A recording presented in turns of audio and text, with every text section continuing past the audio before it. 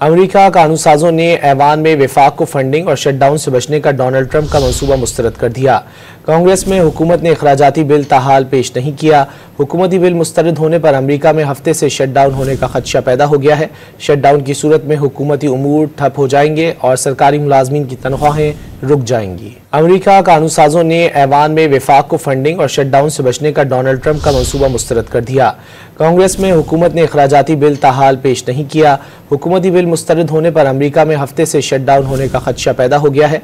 Shutdown की सूरत में हुकूमती उमूर ठप हो जाएंगे और सरकारी मुलाजमीन की तनख्वाहें रुक जाएंगी। अमेरिका कानूनसाजों ने ऐवान में वफाक को फंडिंग और शटडाउन से बचने का डोनाल्ड ट्रंप का मंसूबा मुस्तरद कर दिया। कांग्रेस में हुकूमत ने अखराजाती बिल ताहाल पेश नहीं किया। हुकूमती बिल मुस्तरद होने पर अमेरिका में हफ्ते से शटडाउन होने का खदशा पैदा हो गया है। शटडाउन की सूरत में हुकूमती उमूर ठप हो जाएंगे और सरकारी मुलाजमीन की तनख्वाहें रुक जाएंगी।